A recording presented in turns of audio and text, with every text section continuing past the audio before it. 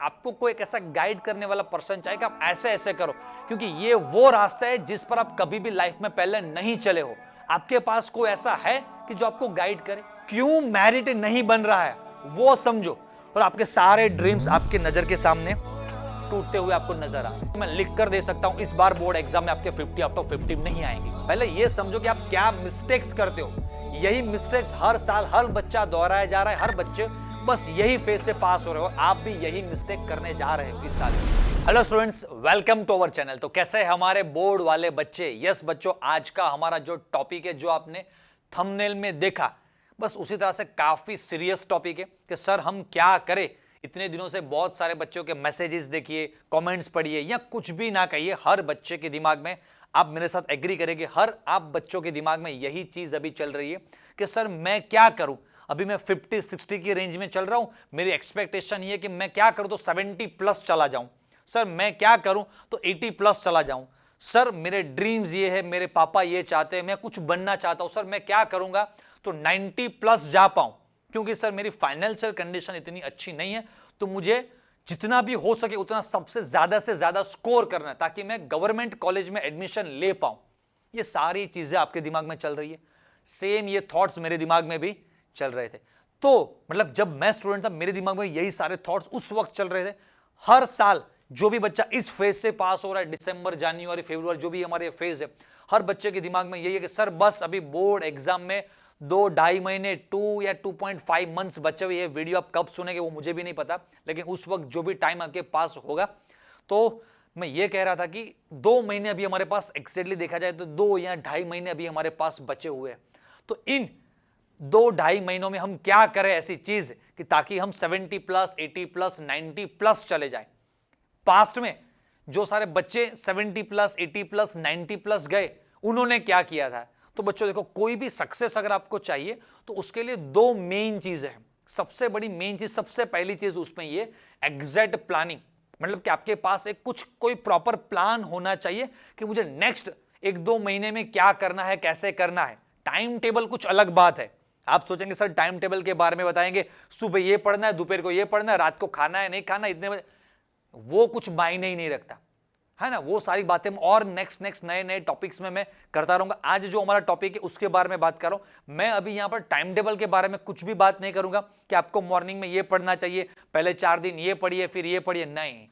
Planning का कुछ मतलब कुछ अलग है। तो आपको एग्जैक्ट प्लान पता होना चाहिए कि कैसे कैसे नेक्स्ट 2-3 महीने में मैं क्या करूंगा तो मेरे इतने मार्क्स आएंगे, क्या चीज मुझे करनी चाहिए, क्या चीज नहीं करनी चाहिए। किसी भी चीज को आपको अचीव करना हो तो उसके बारे में आपको पता होना चाहिए कि यह कैसे होता है, एंड जिन लोगों ने यह किया था उन्होंने कैसे किया था। कौन ऐसा है कि जिस बंदे ने इतने बंदों को यहां तक पहुंचाया हुआ है, या ऐसा कौन है कि जिसने इतने बंदों को यहां तक पहुंचते हुए देखा है। उन बच्चे को, लाइफ को हमने देखा है। इतने सालों से हम देख रहे हैं कि जिस बच्चे के 99 मार्क्स लास्ट ईयर आए थे, उस बच्चे ने ये दिसंबर, जनवरी, फरवरी में क्या किया था। वो बच्चे जिसके 95, 97 मार्क्स आए थे, उसने क्या किया था। तो वो सारी चीजें वो पाथ कहते हैं। तो मैंने बताया कि एक सबसे पहले प्लान आपको पता होना चाहिए, एंड दूसरी बड़ी बात कि आपको कोई एक ऐसा गाइड करने वाला पर्सन चाहिए कि आप ऐसे ऐसे करो, क्योंकि ये वो रास्ता है जिस पर आप कभी भी लाइफ में पहले नहीं चले हो, एंड उस रास्ते से आपको सबसे बड़ी एक्सपेक्टेशन है। मतलब कि आप एक अंधेरे रास्ते पर आंख पर एक पट्टी लगाकर चल रहे हो और आप सोच रहे हो कि मैं सबसे बढ़िया चलूंगा। कैसे चलोगे? कभी भी आपने इस रास्ते को मतलब ऐसे भी फेस किया है? नहीं किया है। आपके पास कोई ऐसा है कि जो आपको गाइड करे? आपके बाजू वाले अंकल, आपके बाजू वाले कोई आंटी या रिलेटिव कहते कि बस 5-5 घंटा पढ़ो, इतने पढ़ो, ये करो, बोर्ड एग्जाम है यार, पढ़ो पढ़ो यार, उनसे आप गाइडेंस लेंगे? तो सही गाइडेंस आपको सबसे पहले पता होना चाहिए। तो बच्चों, आज ये जो पूरा वीडियो होने वाला है वो मैं काफी सीरियसली डिस्कस करने वाला हूं। ये ऐसा वैसा कोई वीडियो नहीं है कि आप स्किप करते जाएंगे और लास्ट लास्ट में आपको धीरे धीरे सारी चीजें पता चलती जाएगी, क्योंकि ये आपके लाइफ के लिए वीडियो बनाया। तो इसमें मैं भी कोई टाइम लिमिट लेकर नहीं बैठा हूं कि चलिए मुझे 2 मिनट में बात खत्म करनी है, 3 मिनट में बात खत्म करनी है। नहीं, जब तक मुझे लगेगा कि मुझे ये चीज बच्चों को समझानी चाहिए, जो मेरे मेरे ऑफलाइन वाले बच्चों को डेली, मतलब कि वीकली जो भी सारी चीजें मैं track to track, plan to plan सारी चीजें पॉइंट वाइज समझाता हूं, बस उसी का एक छोटा सा पार्ट आज आपके साथ मैं शेयर करना चाहूंगा। तो देखो, सबसे पहले हम एक प्लान के बारे में डिस्कस करते हैं कि हमें कैसे करना चाहिए, क्या करना चाहिए, क्या नहीं करना चाहिए, राइट। तो सबसे पहले जो हमारा बोर्ड एग्जाम होने वाला है उसके पैटर्न के बारे में मैंने मेरा पूरा एक वीडियो अपलोड किया था इससे पहले, बिगेस्ट लॉन्च वाला हमारा पूरा आईएमपी थियरी एंड जो भी हमने पूरा महारथी बैच लॉन्च किया, उसमें मैंने छोटा सा पार्ट इसका कवर किया था। उसको आज मैं डिटेल में बताने जा रहा हूं। और हर बच्चा हर साल यही मिस्टेक करता है। मुझे लगता है कि बच्चों को यह चीज क्यों कोई नहीं बताता है, बच्चों को ये सारी चीजें क्यों नहीं पता है, वो खुद क्यों एनालिसिस नहीं करते। बस सुबह से उठे, स्कूल गए, कोचिंग गए, वापस आए, स्कूल गए, कोचिंग गए, वापस आए, वही टेंशन के साथ आ रहे हैं, जा रहे हैं, पता है बैठ के एनालिसिस नहीं करते। और ऑब्वियसली कि आपकी एज इतनी छोटी है, इस रास्ते पर आप पहली बार चल रहे हो, तो ऑब्वियसली कि आप एनालिसिस भी नहीं कर पाएंगे। तो मैंने वो एनालिसिस आपके लिए करके रखा हुआ है और वो चीज मैं आपको समझाने जा रहा हूं। सबसे पहले जो हमारा बोर्ड एग्जाम का जो पैटर्न है वो समझो। ये चीज मैंने इसके पहले वाले वीडियो में बताया था, आज डिटेल में इसके बारे में डिस्कस करेंगे और आपको लगेगा यार ये चीज तो पता भी नहीं था हमको। देखो, हमारा जो बोर्ड एग्जाम का जो हमारा गुजरात बोर्ड का जो पेपर स्टाइल है, वो पेपर स्टाइल कुछ इस तरह का है। 50 मार्क्स आपके एमसीक्यू है, 50 मार्क्स थियरी, उसके बाद गुजसेट है आपके 40 मार्क्स का गुजसेट एग्जाम रहेगा। तो देखा जाए तो जो एमसीक्यू पार्ट है बच्चों, वो 50 + 40 = 90 हो रहा है, ये 90 मार्क्स। एंड थियरी में हमारे 50 मार्क्स है। तो बच्चों वेटेज किसका ज्यादा हुआ, एमसीक्यू का या थियरी पार्ट का? आप सभी बच्चे क्या गलती करते हैं, सर आईएमपी थियरी दे दीजिए, सर आईएमपी थियरी दीजिए, आईएमपी थियरी का सॉल्यूशन दे दीजिए। अरे आईएमपी थियरी भी मिल जाएगी, सॉल्यूशन भी मिल जाएगा। मार्केट में ढेर सारे पब्लिकेशंस पड़े हुए कि यार हर क्वेश्चन का क्या सॉल्यूशन होता है, हर बुक में वहां पर दिया हुआ है, एग्जैक्ट एग्जाम के नेम के साथ दिया हुआ है। लेकिन हर बच्चा बस उसी चीज के पीछे पड़ा हुआ है। सभी बच्चों के मेरे पे जो मैसेजेस आते हैं, सभी बच्चे वही मैसेज करते हैं कि सर आपने जो कोर्स लॉन्च किया सिर्फ उसमें से आईएमपी थियरी वाला पार्ट दे दीजिए, सर फ्री में आईएमपी थियरी वाला पार्ट दे दीजिए। अरे दे देंगे हम, सोचो समझो तो सही कि आप सब लोग जो थियरी पार्ट के पीछे लगे हुए वो कितने मार्क्स का है, ओनली 50 मार्क्स। एंड जो main part is the MCQ and is the 90 marks. और मुझे ये मतलब एक ऐसा दुख हो रहा है, एक सरप्राइज फील कर रहा हूं कि बच्चों के दिमाग में ये क्यों नहीं घुस रहा है कि ये 90 मार्क्स जो पार्ट है वो एमसीक्यू का, उसके ऊपर फोकस करने चाहिए, उसमें ग्रिप मुझे डेवलप करनी चाहिए, नहीं कि ये थियरी पार्ट। चलो समझ लो कि आपने थियरी थोड़ा डिटेल में समझाता हूं, समझ लीजिएगा, आपको फैक्ट पता चलेगा। लेकिन ये फैक्ट जब पता चलेगा तब आपके पास टाइम नहीं बचेगा, वो मार्च महीना आ चुका होगा या अप्रैल मई में पता चलेगा, तब तक पूरी लड़ाई खत्म हो चुकी होगी। तो देखो थियरी पार्ट के बारे में थोड़ा मैं डिटेल में बात करता हूं कि थियरी पार्ट, हाँ उसको हम निग्लेक्ट नहीं करेंगे, लेकिन कैसे उसको कवर करना है वो सारी चीजें बताऊंगा। जो आपका थियरी पार्ट है वो कितने 50 मार्क्स का है? आप मानते हो कि जो 50 मार्क्स का पार्ट मैं प्रिपेयर करके जाऊंगा, वहां पर केमिस्ट्री का पेपर है, हर साल टफ पेपर आता है, हर बच्चे को पता है। तो स्ट्रेटजी कुछ बनाते हैं कि हर साल केमिस्ट्री के पेपर टफ आता है, तो कैसे प्रिपेयर करना है आपको। तो जो केमिस्ट्री का पार्ट जो टफ रहता है उसमें थियरी पार्ट हम बात कर रहे हैं 50 मार्क्स। तो 50 में से आप मान रहे हो कि 2-5 मार्क्स का तो ऐसा कुछ ना कुछ टफ तो आएगा जो हर बच्चे को नहीं आता होगा। बहुत ही कम बच्चे ऐसे होंगे, मतलब मैं कहता हूं कि जो 1000 बच्चे के हम एग्जाम्पल ले लेते, 1000 बच्चों का मैं एग्जाम्पल ले, उसमें से 2-5-10 बच्चे ऐसे होंगे जिनको ये सारी चीजें परफेक्टली पता होती है। बाकी बहुत सारे बच्चे ऐसे होंगे, और पेपर का स्टाइल ही ऐसा रहता है कि क्योंकि उनको मेरिट बनाना है तो सारी चीजें इजी पूछ लेंगे तो भी नहीं चलेगा। तो 2-5-10 मार्क्स का ऐसा तो कुछ ना कुछ टफ तो आएगा। तो समझ लो कि फिर भी आपने उसमें ट्राई किया, कुछ ना कुछ लिखने की कोशिश की, तो जो ये 5-10 मार्क्स का टफ पार्ट आ रहा है उसमें से 2-4 मार्क्स आपके आ भी गए। मैं तो ये कहता हूं कि जो पूरा जो इजी वाला पार्ट है परफेक्टली वर्ड टू वर्ड हर चीज आप लिख रहे और उसमें आपके 40 आउट ऑफ 40 आएंगे, जो इजी वाला पार्ट है। नहीं आए तो उसमें से तो कम समझना ही है। बाकी के ये जो 5-10 मार्क्स का जो थोड़ा टफ पार्ट आएगा, तो मैं ये कहता हूं कि आप कुछ भी ज्यादा प्रिपरेशन कर लीजिए, 35, 40, अरे बहुत ही रैंकर बच्चा है तो 45 मैक्सिमम। समझ लो कि यार 50 आउट ऑफ 50 आ गए आपके, तो मैक्सिमम। थियरी को आपने इतना प्रिपेयर किया 50 से ज्यादा, 50 से ज्यादा आप जा सकते हैं। कभी भी किसी भी बच्चे के 51, 60 मार्क्स थियरी में आएंगे वो तो नहीं पता है, मतलब वही पॉसिबल ही नहीं है। तो मैक्स टू मैक्स जिसकी पॉसिबिलिटी काफी कम है, गुजरात में काफी रेयर बच्चे ऐसे होंगे कि जो थियरी पार्ट में 50 आउट ऑफ 50, मान लो कि आपके भी आ गए 50 आउट ऑफ 50, कितने आए 50, मेरिट जब बनेगा तो उसका 60%, 50 का 60% हुआ 30 मार्क्स ओनली। समझ रहे हो? 50 जो भी आपके, अगर थियरी में आपके 50 आउट ऑफ 50, यहां पर थियरी पार्ट कहां गया, हाँ 50 मार्क्स थियरी, अगर आपके थियरी में 50 आउट ऑफ 50 मार्क्स आते, उसका अगर हम मेरिट में, आपको पता है कि 60% गुजरात बोर्ड रहता है ना आपका, ये 60% गुजरात बोर्ड रहता है, 40% आपका गुजसेट रहता है। तो 60%, अगर 50 आउट ऑफ 50 भी आपके हो गए तो भी 50 के 60% हम करेंगे तो नियरली वो 30 नहीं 30 मार्क्स तक होगा वो। हाँ, वो कितना आएगा 30 मार्क्स। और ये आपके 50 आउट ऑफ 50 आने के चांसेस कितने, कितने बच्चे ऐसे कि जिसके 50 आउट ऑफ 50 आएंगे, काफी रेयर बच्चे। मतलब कि 50 आउट ऑफ 50 से कम कुछ भी हुआ, अगर आपके 35 मार्क्स आए तो 35 के 60%, तो ये इससे भी कम होंगे। समझ रहे हो? तो क्यों मेरिट नहीं बन रहा है वो समझो। हर बच्चा थियरी के पीछे पड़ा है और हर बच्चा यही समझता है कि सर मैं थियरी कर लूंगा मैं पास हो जाऊंगा, थियरी कर लूंगा मैं पास हो जाऊंगा, मेरे मेरिट में अच्छे मार्क्स आ जाएंगे, सर मुझे 95 प्लस जाना है तो थियरी अच्छी से करवा दीजिए। अरे यार, आप थियरी में 50 आउट ऑफ 50 भी ला रहे हो तो देखो क्या होगा, ओनली 30 मार्क्स मेरिट में आपके ऐड हो गए इस सब्जेक्ट के, केमिस्ट्री के। हर सब्जेक्ट के वैसे ही आप कैलकुलेट कर सकते हो, हर सब्जेक्ट में अगर आपके 50 आ रहे तो हर सब्जेक्ट के 30 ऐड होकर ओनली 90 बनेंगे, टोटल मिलाकर 90 बनेंगे मार्क्स जो मेरिट में। चलिए, अगर 50 आउट ऑफ 50 की बात छोड़िए, अभी एमसीक्यू के बारे में बात कीजिए। 50 एमसीक्यू यहां पर है, 40 एमसीक्यू यहां पर, टोटल 90 मार्क्स का एमसीक्यू है। तो मैं ये कह सकता हूं कि हम टॉपर की बात छोड़ दें, समझो एवरेज बच्चे के बारे में बात करें तो एवरेज बच्चा भी 90 में से 50 एमसीक्यू करेक्ट कर सकता है। ये थियरी में 50 आउट ऑफ 50 उन्हीं बच्चों के आएंगे जो पूरे गुजरात के टॉप लेवल के बच्चे, और यहां पर 90 में से 50 मार्क्स किन बच्चों के आ रहे होंगे, जो एवरेज भी चल रहे उनके भी आ रहे हैं।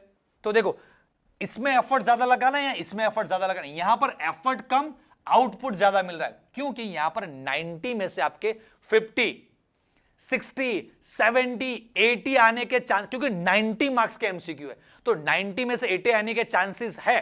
थियरी सिर्फ 50 मार्क्स की है तो मैक्स टू मैक्स 50 से ज्यादा तो आ नहीं सकता, और उसका भी 60% ओनली 30 मार्क्स हो रहा है।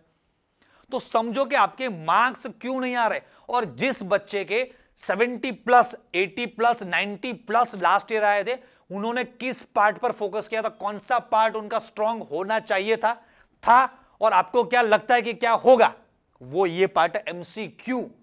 समझ रहे हो? क्योंकि हर बच्चे को डर लगता है एमसीक्यू से, क्योंकि यही सबसे ज्यादा, मतलब मार्क्स भी इससे ही आएंगे और मार्क्स भी इसी में ही जाएंगे। एंड बोर्ड एग्जाम में सबसे पहला सेक्शन कौन सा लिखेंगे आप, एमसीक्यू, और वहां पर 50 एमसीक्यू से आपको 10 15 20 एमसीक्यू आते, बाकी के 20 30 एमसीक्यू आपके रॉन्ग रॉन्ग रॉन्ग रॉन्ग होए जा रहे हैं।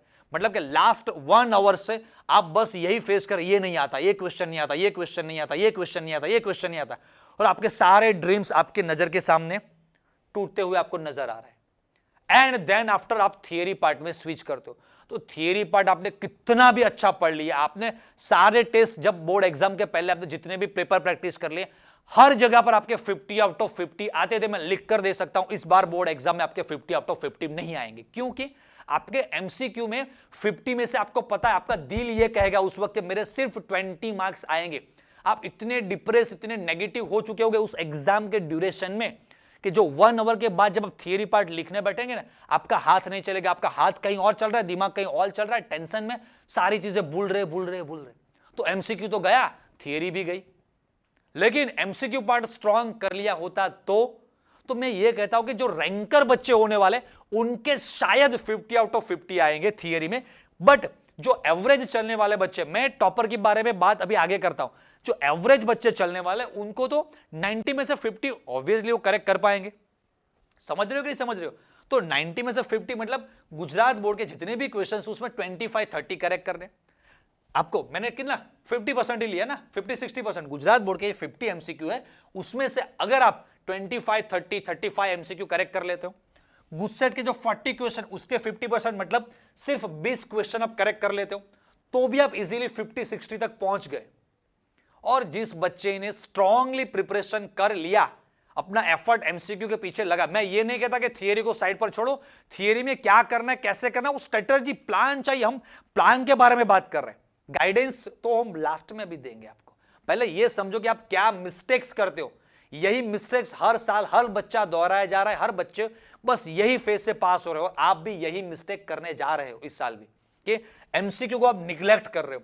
तो एमसीक्यू में ग्रिप बनाए तो 90 में से अगर कुछ रैंकर बच्चे हैं, क्योंकि जो गुजरात बोर्ड है और गुजसेट थोड़ा उससे ऊपर, थोड़ा ऊपर वाला पार्ट है, तो अगर इन दोनों की आपने अच्छे से प्रैक्टिस कर ली एमसीक्यू की, एंड आपके एमसीक्यू में 90 में से आपके 70, 75, 80, बहुत बच्चे ऐसे होंगे कि सिर्फ गुजरात बोर्ड में 2-4 क्वेश्चंस रॉन्ग होंगे और बहुत बच्चे गुजसेट में भी 2-4 एमसीक्यू भी रॉन्ग है। कैसे वो होता है वो सारी चीजें आगे बताता हूं कि क्या करेंगे तो एमसीक्यू में ये जो 90 मार्क्स का एमसीक्यू ना, उसमें 80 प्लस 85 प्लस कैसे जा सकते बच्चे, कैसे गए थे बच्चे, क्या चीज उनके पास थी, क्या दिमाग में था, राइट। क्योंकि बुक से कुछ नहीं होता, मार्केट में बहुत तरह के बुक्स अवेलेबल है, कितने पब्लिकेशन से, बुक से कुछ नहीं होता, किससे होता है वो बताता हूं आगे में चीजें आपको।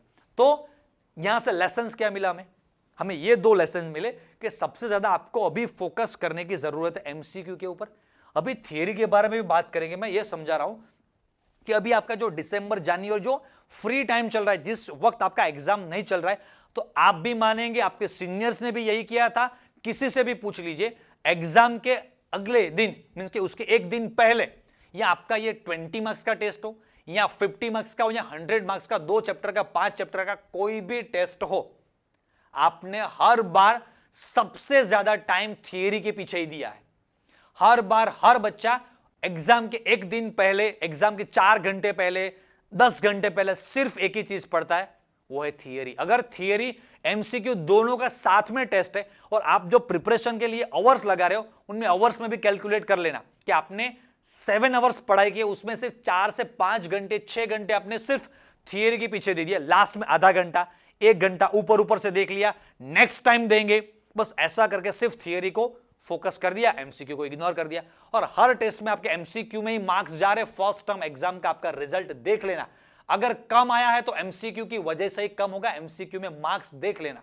और जिसका अच्छा रिजल्ट आया है तो देखना कि थियरी में आप ही की तरह 30, 35, 40 के अराउंड भी चल रहे होंगे, लेकिन एमसीक्यू में उसने 30, 35, 40 प्लस कर लिए, दैट्स व्हाई वो 80 प्लस, 85 प्लस या 90 प्लस चल रहे। और main part is the MCQ, समझ रहे हो। हाँ, आप सोचेंगे सर हर बच्चे को ऐसा लगता है कि सर एमसीक्यू का एंड थियरी का 50-50% वेटेज है। देख लो 50-50% है, टोटल मार्क्स देखेंगे 140, उसमें से 90 मार्क्स एमसीक्यू, मतलब इसके परसेंटेज हम निकालने जाएंगे तो ये करीबन आएगा हमारा 65%, समझ रहे हो। और ये नियरली 33-34%, मतलब अगर 3 पार्ट में इसको डिवाइड करें तो 2 पार्ट आपका एमसीक्यू है, सिर्फ 1/3 part, 1/3 part is your theory part, समझ रहे हो। ये एनालिसिस दिमाग में बैठा हो, हर बच्चा यही समझता है कि दोनों का इक्वल वेटेज है, इक्वल वेटेज नहीं है। और आप थियरी की चिंता मत करो, थियरी वक्त क्या करना है, कैसे पढ़ना है, आप कैसे करते हो, वो सारी चीजें आपको मैं आगे आगे अभी समझाता जाऊंगा। तो सबसे पहले एमसीक्यू के, चलिए सर अभी ये मान लिया कि एमसीक्यू में ग्रिप बनाएंगे तो ही हमारे मार्क्स आएंगे, यस एमसीक्यू में ग्रिप बनाएंगे। तो सर एमसीक्यू के लिए हमें क्या करना चाहिए, तो एमसीक्यू के लिए बच्चों सबसे 2 बड़ी चीजें समझ लो कि कोई भी मार्केट में ऐसा वैसा कोई भी पब्लिकेशन मत पकड़ लो कि जहां से वहां पर 300 क्वेश्चंस पर चैप्टर, 400 क्वेश्चन, 500 क्वेश्चन, 700 क्वेश्चंस दिए। अरे एक चैप्टर के आप 700 क्वेश्चंस करेंगे ना, 10 दिन तो एक चैप्टर में निकल जाएंगे। तो मतलब ये कैसी बात हुई कि कोई खेत में कुछ प्लांट्स लगाए हुए, सिर्फ फर्स्ट जो एक पौधा है, फर्स्ट को एक प्लांट है, बस उसी को पानी दिए जा रहे, उसी को पानी दिए जा रहे, उसी को पानी दिए, और बाकी के पीछे के सारे सब सूखे पड़े। और जो लास्ट 2, 5, 10 जो पौधे, जो प्लांट्स, जो ट्री आपने लगाए हुए ना, वो तो ऐसे ही सूख गए। मतलब कि चैप्टर 1, 2, 3 में 700, 500, 300 क्वेश्चंस कर दिए, फिर बाकी कुछ टाइम बचता नहीं है, फिर बाकी के सारे चैप्टर्स अभी वीक चल रहे। तो आपको क्या करना है, एक स्ट्रेटजी बनाए। एमसीक्यू आप 500 सॉल्व करो, 400 सॉल्व करो, 200 सॉल्व करो, उससे कुछ मतलब नहीं है। आप ऐसे 50, 60, 70, 80 ऐसे क्वेश्चन सॉल्व करो कि ताकि सारा पूरा चैप्टर आपका उसी में कवर हो जाए। ऐसी कुछ चीज आपको करनी चाहिए, ऐसे क्वेश्चंस प्रैक्टिस करो, ऐसे नोट्स खुद के बनाओ। हाँ, based notes, your own notes, आपने खुद से अपने हाथों से जो नोट्स बनाए ना, वो दुनिया के सबसे बेस्ट नोट्स है।